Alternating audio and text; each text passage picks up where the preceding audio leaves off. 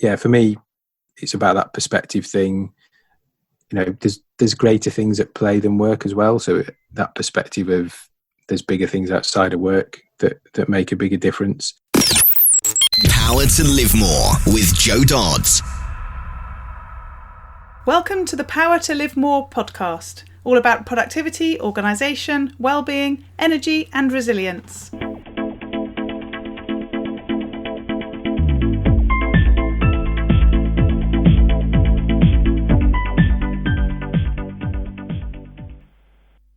I'm Jo Dodds, and I started this show to enable interesting people to share their stories about how they use their power to live more, and by that I mean to do the stuff that they want to do more than the stuff that they need to or should do. It's about creating a life for yourself where you have the energy, health and space to be happy and fulfilled, spending your time as you'd like, whether that be at work, home or somewhere else entirely. That's your choice. Hello. My name is Ellie Dodds and I am co-presenter, and today Jo is interviewing Simon Hedaux of ReThink Productivity. Simon and Jo met a few years ago via LinkedIn and actually met for coffee in real life. They've recently reconnected and Jo was a guest on Simon's podcast, so she took the opportunity to invite him to ours. Simon is the founder and CEO of ReThink Productivity.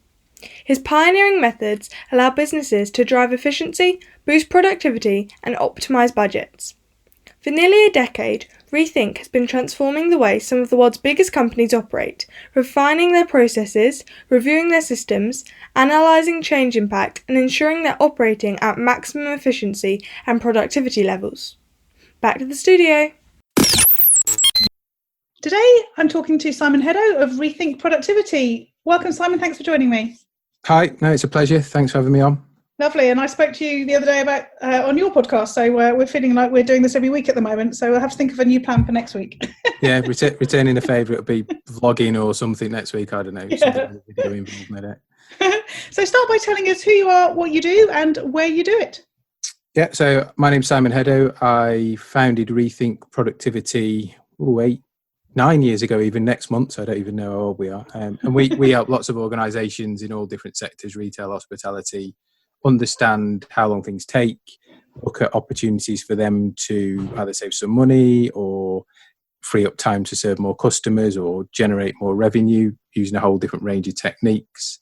And I kind of got into that, as you get into all these types of things, by default when I worked at Boots. I used to run the productivity department, and that was the kind of stuff I did there, and then had the opportunity to set up my own company with my wife, and now she works full-time as well, and moved it forward from there. So we do some really interesting things, which I'm sure we can touch on with some really interesting people.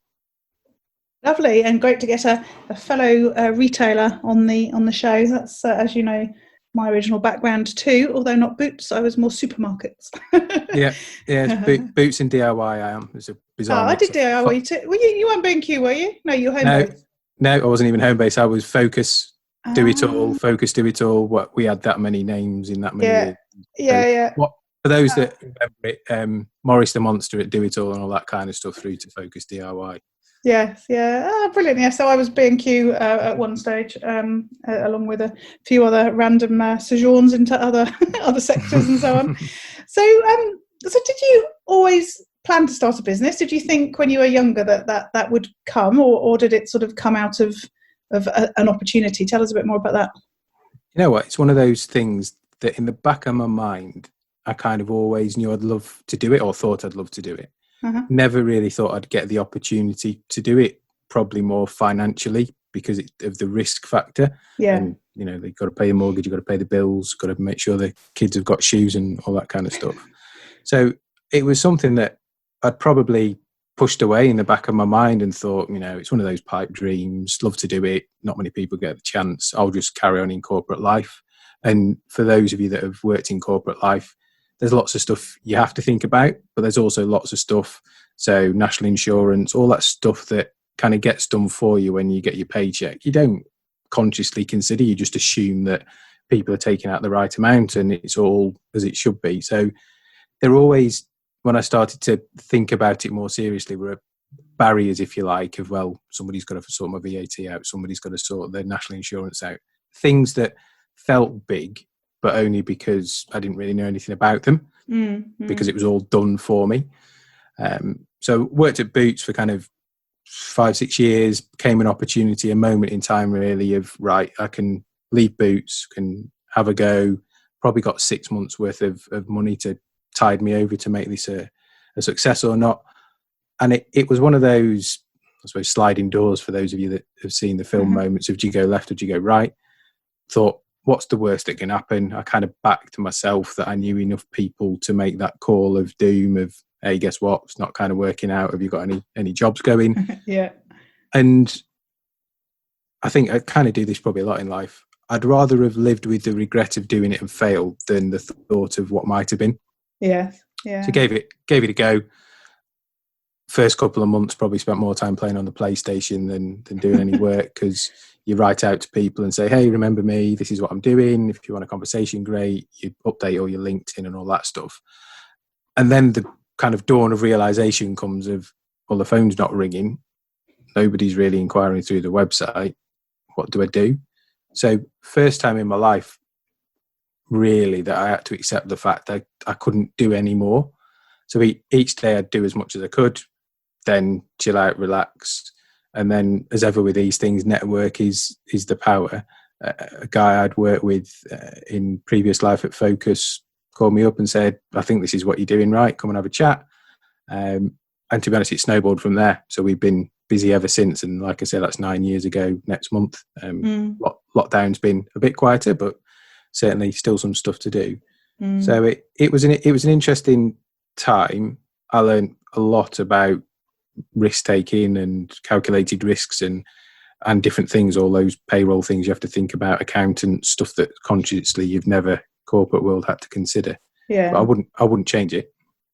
So a couple of things. Firstly, I was at the Sliding Doors premiere in the UK, because that was one of my jobs at one stage. I worked for UCI Cinemas. So wow. I was this far from Gwyneth Paltrow, and I remember embarrassing myself a tad at the after show party, because the producer has a cameo role in the actual show, and he was there, and I sort of said, oh, hello, and he said hello, and he said, oh, come and have a chat, and I was like, no, I can't. And he was like, what? I was going, because I look like a groupie then, I look like I'm trying to talk to you because you're in the film. And he was like, really? And I was like, yeah, I don't think I should talk to you. And we were having this like real banter, and I don't think I even really had a proper conversation with him in the end, because I didn't want to look like a groupie. So that's quite cool. It's one of those films, isn't it, that you can, I'm sure everybody can have a parallel in their life where they've turned left or right, and yes, yeah, think what might have happened the other way or not.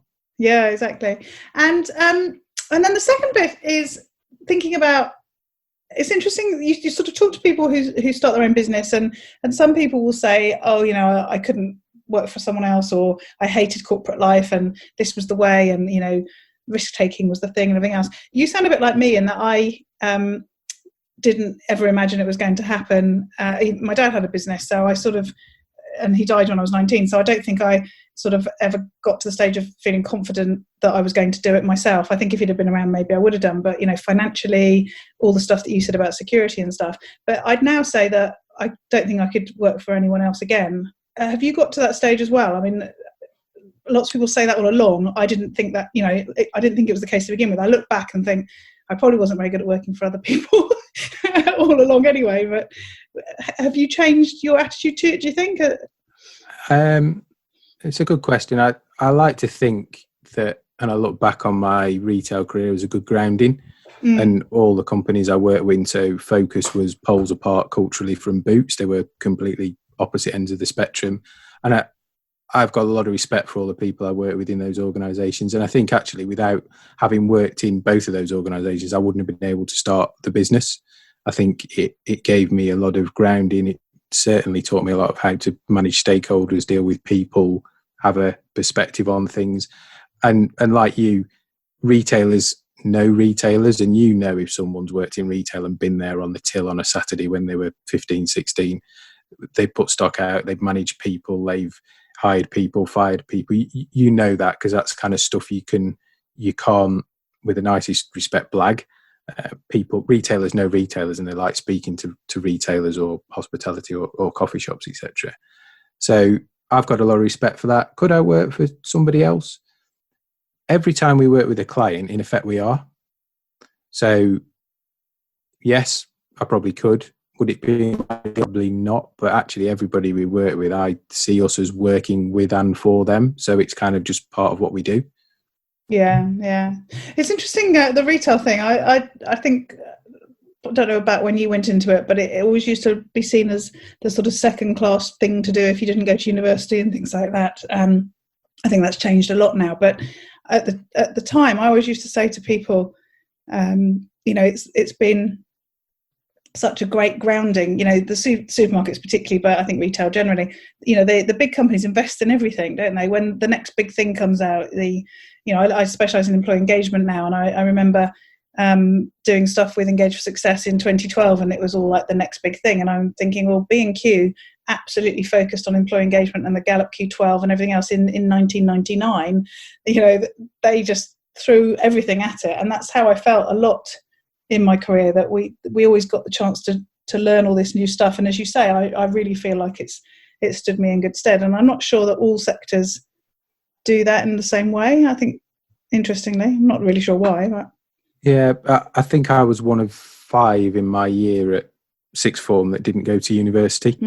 And in reflection, it was geared for you to do your A-levels and go to university. That is all it was geared for. So we went to Nottingham Trent, you went on the day trip to university. It was all about UCAS. It was all about careers fairs. It was all about sitting down with your tutors and saying, what are the courses you're thinking about? What are your grades? Where do you go? Worst bit of advice I ever got was at sixth form, where they suggested I did American studies. I have no idea what American studies is. And being a slightly probably too confident 18-year-old, completely dismissed that. So I felt at the time it was up to me to make my own path if I wasn't going. So edging my bets, I applied because you were that was what you had to do. You had to fill in the form and find some places to go and some courses to go on. But at the time, Do It All were taking applications for the Boots Do It All management training course. Yeah. So signaled my intent to do that. At the time I was working, weekends and evenings. I had to go on an assessment day and got on, and I think I was the youngest by quite a few years. So I was kind of 18 straight out of college one day into suit and this training course the next.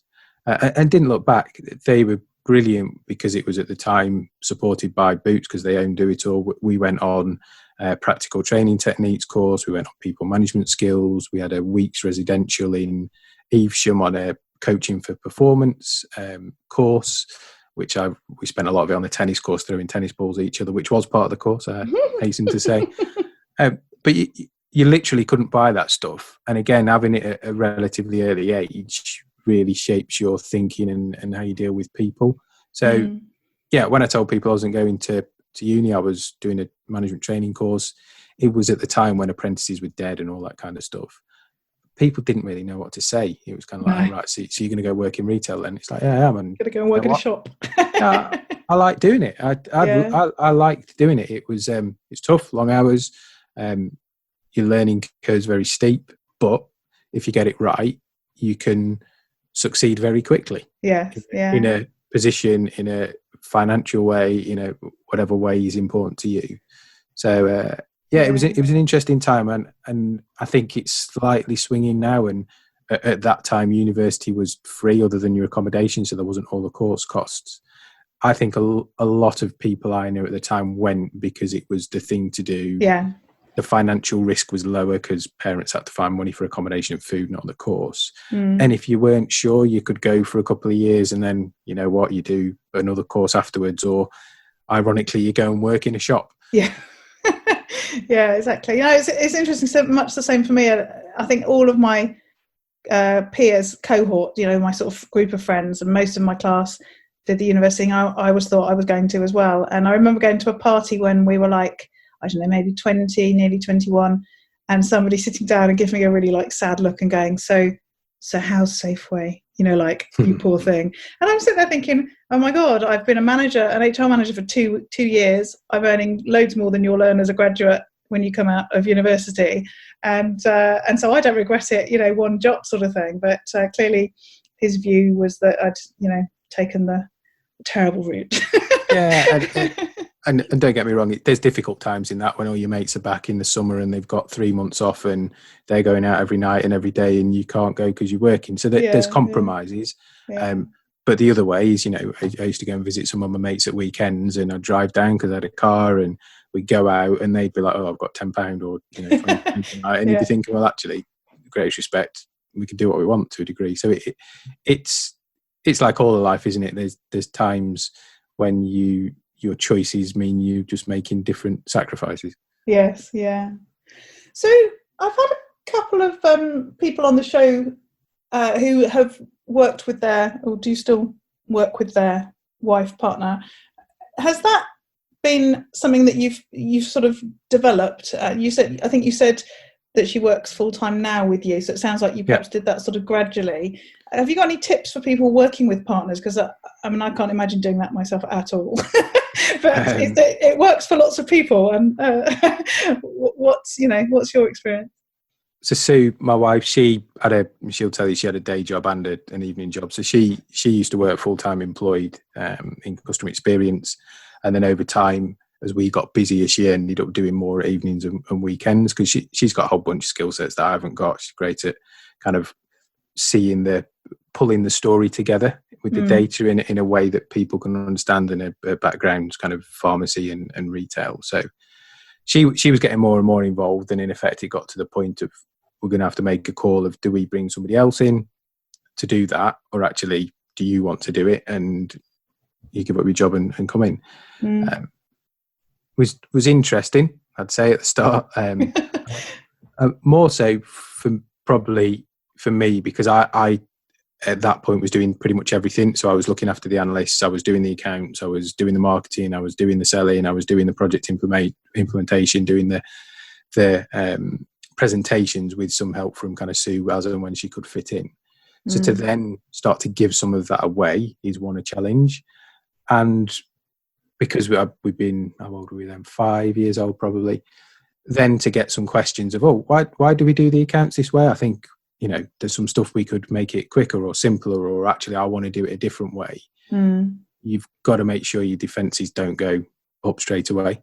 Yeah. Because the stock response is, well, I've been busy and that's how I've always done it, and that's, just as good as we can make it, kind of thing. So and we're much more likely to say that to our partners as well, aren't we?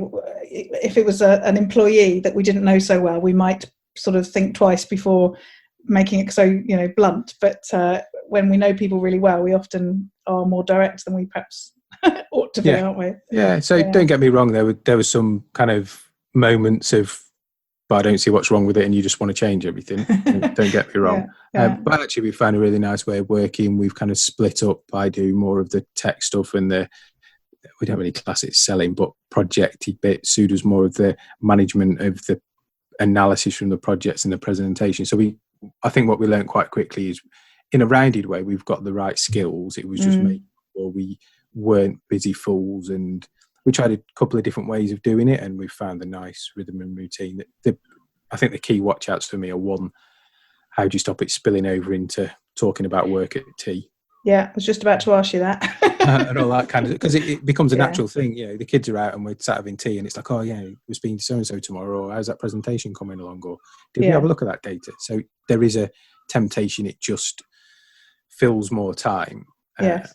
And I think too, if it's agreeing how to amicably disagree without, again, it rocking over into, of course it's gone wrong because that's not the way I said it. We wanted it to go. But actually, it's been fine. There was a bit of everybody finding their feet at the start, and that was probably me being more precious than I need to do rather than anything else. But once you kind of understand that everybody's pulling in the right direction and same direction, it's better. The business has grown. I've had more capacity to do stuff.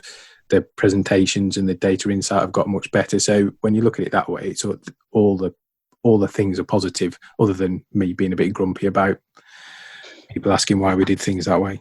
Yeah. Don't worry, we won't let her listen to this. No. So we're recording this in the middle of June to go out towards the end of June, and we were just saying before we came live that things are starting to lift a bit with lockdown, but not sort of sufficiently that it feels very clear. So we were almost saying that it's almost worse than the sort of first 10 weeks when we knew very clearly that we just couldn't go out. Have you learned anything through this period? Are you going to do things differently in the business? I guess it's slightly different for you because you were in the same house together, still running the business, which a lot of people haven't been. Yeah, I think we've reflected on lots of things. So, is our messaging right? Does the website look okay? What's our marketing content? So that's been helpful to have some time to think rather than just a list of stuff to do. In saying that, we've also cleared a load of stuff that was on the to-do list, all the bitty stuff that when you get busy doesn't seem as important, and I suppose questioned some of that. So for us, it was making sure we're ready when our clients are ready, all that kind of, you hear it a lot, don't you? Come back stronger and all those kind of phrases. But making sure that was in place. We've got 5 analysts that are employed. So again, making sure we kept in touch with those because there's no work for them. So they were part of the furlough scheme. So making sure we were in touch with them. We provided some training for them as well, because that's about the only thing you can do in a furloughed world. But also checking in regularly, how are they feeling? Some of them have got family, some of them haven't. And they're all being different places. Some are a lot older than others. Some are starting on the journey, etc. So it was making sure we keep that sense of community, keeping them informed of what we're thinking, asking for their feedback. So yeah, managing quite a few things, but primarily it's been getting the to-do list to be relatively empty for when we start back and making sure we've not wasted the time. I think I'd hate to look back and think, actually, I wasted that. We could have done this. I could have finished that. Yeah. So yeah, it's an interesting time. Yeah. So what do your days look like? I mean, are you working together in the same room? Are you in different parts of the house? Are you? Do you have set working hours? How does that all play out? Yeah, we'll come back to working hours. So in terms of setup, we've got kind of an office. I've got one side, Sue's got the other. So we may be in the same room at times. Sometimes if we've got important calls and stuff, we may go into a different room just so, the dog doesn't come in, or if the postman knocks on the door, who's kind of going to go sort it out.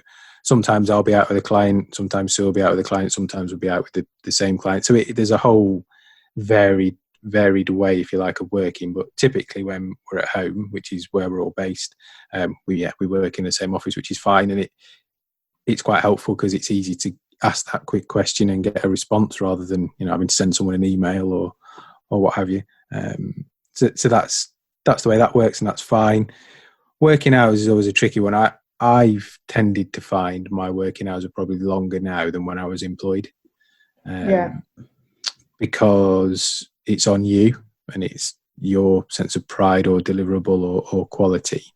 And the first couple of years when we started to get really busy, it was difficult not to just go back to the laptop and turn it on and do another hour, or get pulled into an hour at the weekend, which turns into half a day, or push back on a client because it's going to be tricky, but on the other hand you don't want to kind of upset them, so you end up doing it in weekends and evenings. So that was a real challenge. I think the last 12 to 18 months we've managed that better, probably since Sue's been on board and the team's got bigger. But if I'm not careful, my default is to go and put the laptop on. Mm-hmm. And what about sort of tools and processes for managing a devolved team? I mean, it's obviously really relevant for many people now, but it's something that you've been doing for quite a period of time with your analysts. How do you do that? So we use simple things, Google Meets, Hangouts, to keep in touch. So we'll have regular updates around projects, what's coming up, what's in the plan. We'll then have periodic face-to-faces, so some social stuff. So we did, the last time we were together before lockdown, there was it's called Flight Club that's opened in Birmingham. I think there's a couple around. There's one in Manchester, one in London. So we did some work stuff and then went for a meal and all had a laugh playing darts, and they video it and send you the video. It's fun. So trying to make sure there's more than just work talk. And again, as I say, we've got a diverse mix of age profiles in the team. So it's trying to find something that caters for everybody and is fun. Yeah. We use things like Hayspace. So where we've got a structure, project, deadlines, we'll set up that in Hayspace, and then everybody using that project can log in and see where we're at, see the progress, see where their bits are. And again, we'll kind of follow all that up in weekly calls, progress updates with the various people involved. Yeah. I think that's probably our biggest tool, and Google Drive is our kind of go-to. So making sure that people have got access to the right things, we're all working on the right versions of documents, or if we're working between the same document, we know who's got the kind of master. So those are our primary bits. I think people prefer face-to-face. I don't think you can get away from that. You can read a lot more about people in being with them in the same room. So yeah, we're conscious that there'll be some quite big chunks of time we don't actually physically see the people. So it's important that we do kind of a half-year update, a full-year update, and then wherever we can, we get some events going. We've been to the Comedy Club in London a couple of times, just stuff like that to get people in the same room. Yes, yeah. So you work with large companies around productivity, improving it. How much pressure do you feel to make sure that your system and processes and the way that you operate as a business reflects what you're helping other people with? Yeah, there's some ironies at times, I'm sure there is. Yeah, you've kind of got to challenge yourself. So we've done stuff like developed our own apps to capture the work study data because we've used others, and that process of analysing it and streamlining it wasn't helpful. So in effect, it made our projects bigger and more bulky rather than streamlined. So we've done some stuff like that. We've looked at how we kind of scope projects, how we plan projects, the effort that goes in from our side to understand before you can do all those, costing and effort pieces. So yeah, we're continually looking at innovative ways to do stuff differently. So we've got the guys talked about before, we're doing some training during lockdown, so they can now analyze videos. So if we've got a client that's got a process in Japan of a car manufacturing plant, they can send us the video and we can do the analysis there rather than fly to Japan. So there's always different things coming through. The industry we work in is industrial engineering. People call it work, study, time and motion. Ironically, it's quite an old industry with quite a retrospective view. So trying to do stuff like building apps, we've just put an accreditation course online, blows people's minds because they're used to clipboard, stopwatches, black and white videos. So it's not hard to innovate in our industry, but it takes some effort to get everybody else in the industry on board because they're just not used to it. Even though you may go out to a client and they're innovators in their area in tech. So, we work with people that are using robot vacuum cleaners, nano cleaning technology, and that kind of stuff's right at the forefront of, blowing people's mind in terms of innovation. Yeah, that's so interesting to hear. As you started that section saying, that it's quite, as you say, retrospective and still quite, I guess, quite old-fashioned from what you said, but clipboards and stopwatches and so on. And yet, as you say, I suppose the sort of average person, if asked to talk about improving productivity in manufacturing, they would be expecting it to be all about, as you said, robots and technology, and not imagining that some of the, I suppose, the principles that haven't ever changed. It's just the tools that you're using, I guess. Yeah, the tools we use to capture, that's clearly one of the areas where we've got some advantage having our own and can do some neat things in it. But also the application of recommendations. So people think about, and it's probably going to become unfortunately even more prevalent as we move forward, people losing jobs. So if I am more productive, therefore I'll need less people. What we talk about is opportunity. So it gives you an opportunity to, yes, potentially need less people, therefore you save money. But actually, could you not process more? Could you not serve more customers? Could you not do more outbound work? So we like to identify opportunity. Now, how companies choose to then shape that opportunity is a company by company choice. Yeah. But it's very easy to go down the kind of everybody's going to lose their job route and be replaced by machines. I think there's some tasks that will. Certainly those kind of cleaning pieces where you'll be able to speed up process or have better chemicals that last longer or automate. Robot vacuum cleaners is the example. Yeah. But actually it's then what do I do with that opportunity? Yeah. And I think that makes a big difference between the companies that drive for growth and success and those that are just looking for the next cost-cutting opportunity. Yeah. It's also interesting just in terms of the sort of national or global discussion about those things, in that there is a strong narrative about, robots are going to come in and jobs will go. And yet we also at the same time talk about how many of the jobs in the future don't exist yet. And I talk on this podcast all the time about people who I speak to, and, you're a great example of it. You didn't grow up planning to do what you do because, firstly, you probably didn't know it existed. Yeah. And it didn't exist in the way that it does now, as you've just described. But it's interesting how we hold two opposing views of the world quite often, don't we? Which is that the jobs of the future, we don't know what they're going to be at the moment, but also there aren't going to be any jobs because we're getting rid of them all and replacing them with robots. For me, there's always going to be a place for people. Yeah. And I think you're right, they will be doing things we've not even consciously thought about now. But actually, can I envisage a time where I walk down the high street and it's all robots? To be honest, I'd probably just be shopping online then, because what's the difference? That there is that element of, and people talk about it a lot, and it will go to a degree back to this. What makes you different? What's your theatre proposition? What's your service proposition? What's the value add that having people there make? Now, if I can do that through robots, then that would be amazing. But you're still not that interaction, like the chat we're having now. It'd be very binary, I think.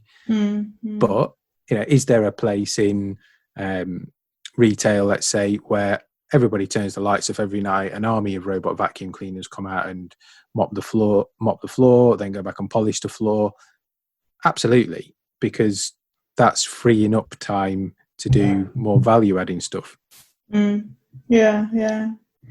Interesting. And I suppose we're in that moment because of the virus and the lockdown and everything else, where some of this stuff will get accelerated. I mean, you just talked about walking down the high street, and I always shop a lot online anyway because I don't really like shopping, and I'm not feeling any great impulsion to go out to the high street at the moment, even though it all opened in our town this week. So it'll be interesting to see how it all develops. Yeah, I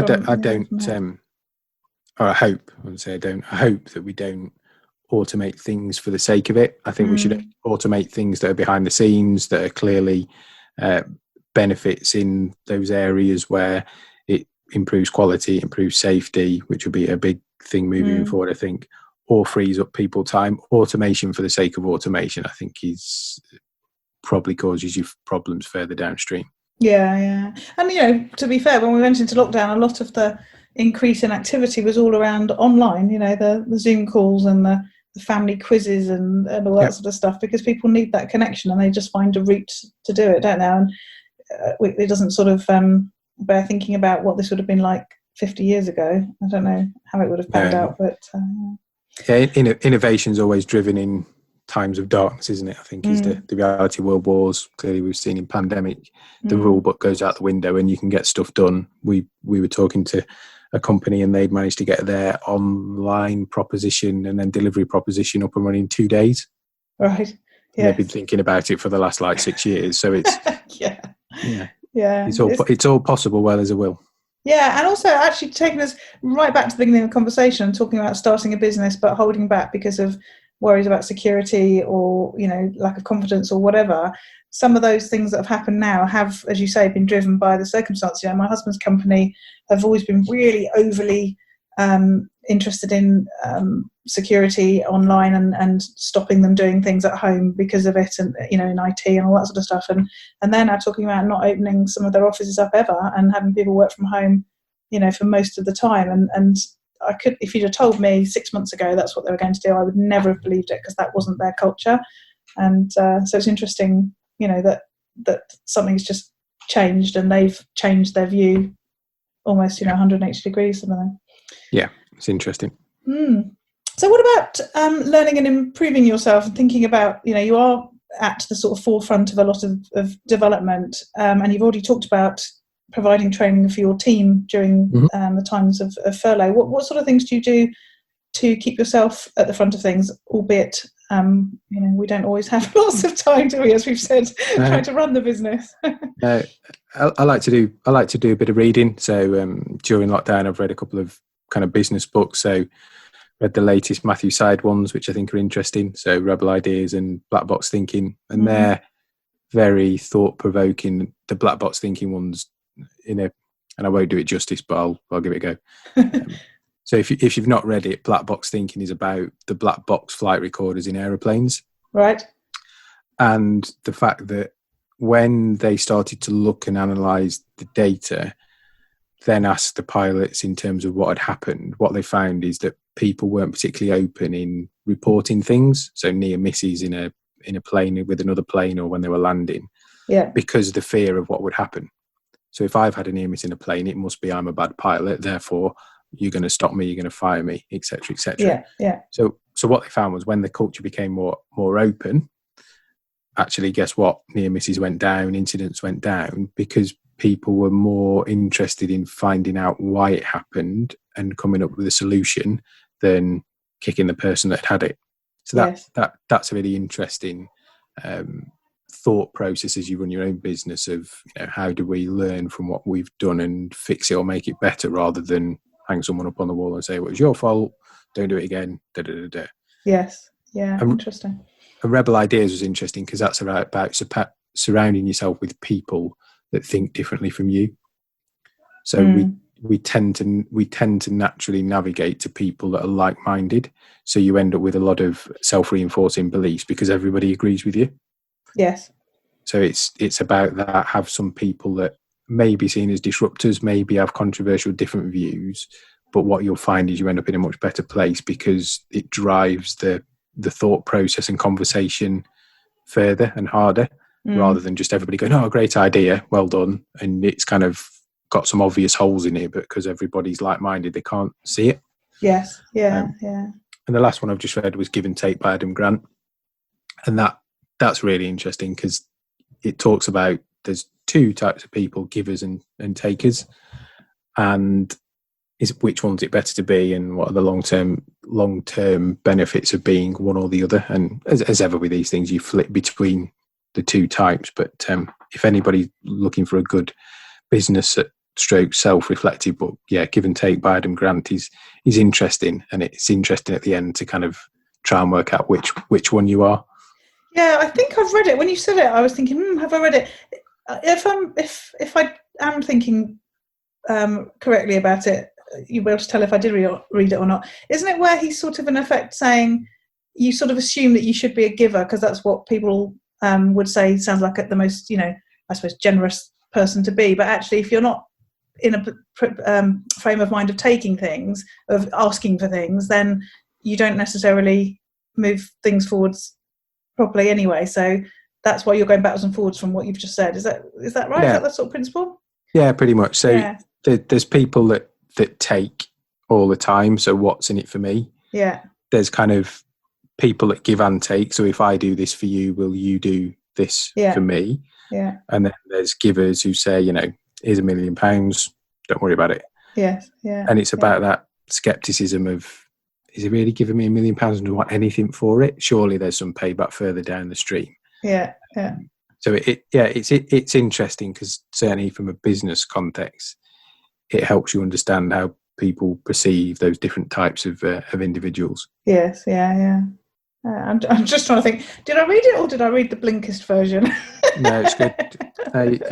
It's a worthwhile read. Yeah. Lovely, thank you. So last couple of questions then. Firstly, what about on those days where it goes horribly wrong? How do you deal with those? I would say jump out the window, but the office is on the ground floor, so that doesn't work. It's not very far to jump. I don't know. I think it's difficult because it does have a habit of rolling over into outside of work stuff, if that makes sense, because it plays on your mind. I think I've got a lot better personally in probably the last 2 years of perspective. So is it the end of the world? How do we fix any problems? I think that's what people want, isn't it? There's never a clear path in anything and nothing's ever perfect. So for me, it's always how you respond if there's an issue or a problem, how you manage that to a resolution.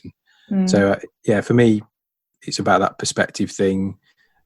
There's greater things at play than work as well. So that perspective of there's bigger things outside of work that make a bigger difference. And then being really kind of understanding and clear of how you put that right, what things you need to do to make it better, within the boundaries of what you can control. Sometimes there's just stuff you can't control, or didn't foresee, and we don't have too many of those.